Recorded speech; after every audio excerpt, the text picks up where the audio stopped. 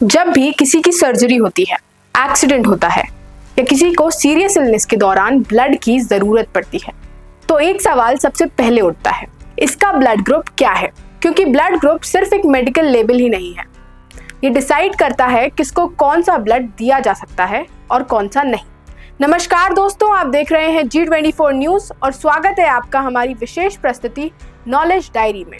मैं हूं रिद्धिमा साहू और आज हम बात करेंगे ब्लड ग्रुप्स के बारे में। ये क्या होते हैं, कैसे काम करते हैं और इन्हें जानना हमारे लिए क्यों जरूरी है। तो सबसे पहले समझते हैं ये ब्लड ग्रुप्स हैं क्या आखिर। हमारे रेड ब्लड सेल्स के ऊपरी हिस्से यानी सरफेस पर कुछ खास प्रोटीन्स होते हैं जिन्हें विज्ञान की भाषा में एंटीजेंस कहते हैं। इन्हीं एंटीजेंस के आधार पर ब्लड ग्रुप्स का बंटवारा होता है, जिसमें सबसे आम होती है ABO सिस्टम, जो 4 प्रकार से पाए जाते हैं, A, B, AB और O। चलिए इन्हें एक एक कर समझते हैं।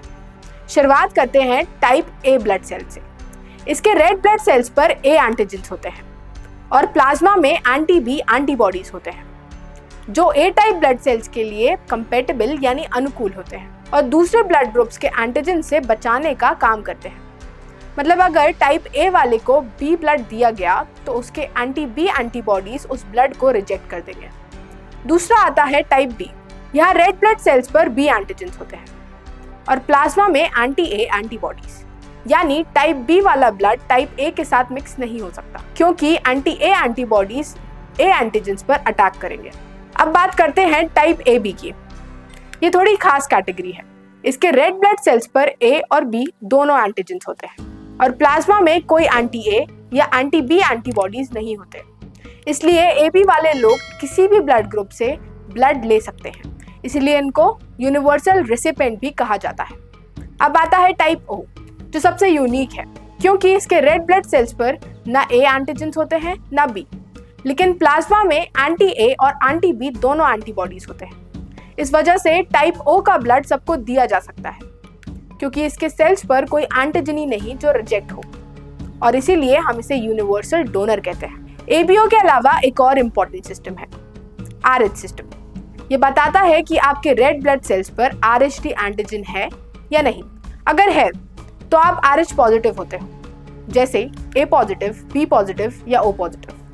अगर नहीं है तो आप RH नेगेटिव होते हो, जैसे A नेगेटिव, B नेगेटिव या O नेगेटिव। अब समझना जरूरी है कि ये ब्लड सेल्स काम कैसे करते हैं। सोचिए, हमारा इम्यून सिस्टम एक सिक्योरिटी गार्ड की तरह है जो हमारी बॉडी को सुरक्षित रखने की कोशिश करता है।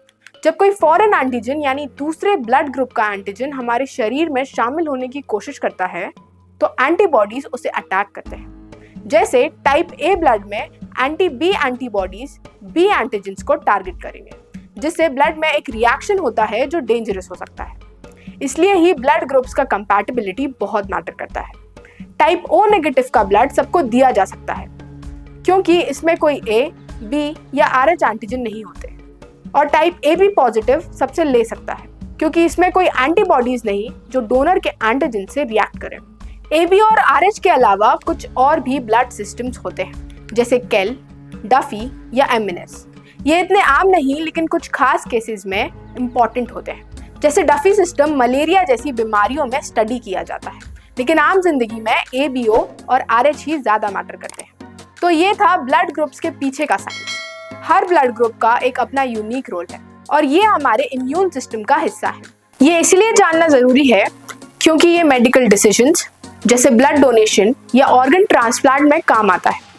दोस्तों, अब जब हमने ब्लड ग्रुप्स के बारे में इतना कुछ सीख लिया है तो चलिए ये भी जानते हैं कि ब्लड ट्रांसफ्यूजन के वक्त किन बातों का ध्यान रखना चाहिए। ये टिप्स आपको सेफ और रिस्पॉन्सिबल बनाएंगे, चाहे आप ब्लड दे रहे हो या ब्लड ले रहे हो। तो अगर आप ब्लड डोनेट कर रहे हो तो इन बातों का ध्यान जरूर रखें। पहला, आपको फिट और हेल्दी होना चाहिए, मतलब कोई बीमारी जैसे बुखार, फ्लू या इन्फेक्शन नहीं होने चाहिए।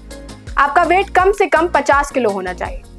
उम्र 17 से 65 साल के बीच होनी चाहिए, लेकिन ये रूल्स जगह के हिसाब से अलग भी हो सकते हैं दोस्तों। दूसरा, आपके ब्लड में हीमोग्लोबिन का लेवल ठीक होना चाहिए। ये चेक करता है कि आपका ब्लड डोनेट करना सेफ है या नहीं। तीसरा, ब्लड डोनेट करने से पहले अच्छे से खाना खाएं और खूब पानी पिएं। ये आपको हाइड्रेटेड रखेगा और डोनेशन के बाद चक्कर नहीं आएंगे। चौथा, डोनेशन के बाद थोड़ी देर रेस्ट करिए और हेवी काम जैसे वेट लिफ्टिंग या जिम एक दिन के लिए अवॉइड करिए। अब बात करते हैं, अगर आप ब्लड रिसीव कर रहे हो तो किन बातों का ध्यान रख सकते हैं। पहला, डॉक्टर से पुष्टि करें कि आपको जो ब्लड दिया जा रहा है वो आपके ब्लड ग्रुप से मैच करता है या नहीं। दूसरा, अगर आपको पहले कोई एलर्जीज हुए हैं तो डॉक्टर को बताएं। तीसरा, ब्लड लेते वक्त अगर बुखार, ठंडी या कोई डिस्कम्फर्ट हो तो तुरंत नर्स को बताएं। चौथा, अगर आप RH नेगेटिव हो, खास करके औरतें, तो इंश्योर करें RH नेगेटिव ब्लड ही मिले ताकि फ्यूचर में कोई प्रॉब्लम ना हो। ये छोटी छोटी बातें याद रखने से ब्लड डोनेशन और रिसीविंग दोनों सेफ हो जाते हैं। हर डोनेशन एक नई जिंदगी का मौका देता है और हर सेफ ट्रांसफ्यूजन किसी की जान बचा सकता है। और ब्लड ग्रुप्स हमें बताते हैं कि हम कितने अलग हैं, लेकिन साथ ही कितने जुड़े हुए भी। हर ब्लड ग्रुप एक सुपर हीरो है जो किसी की जान बचा सकता है। तो आज से अपने ब्लड ग्रुप के बारे में जान जाइए और अपना ख्याल रखिए। धन्यवाद। बने रहिए हमारे साथ G24 न्यूज़ पर।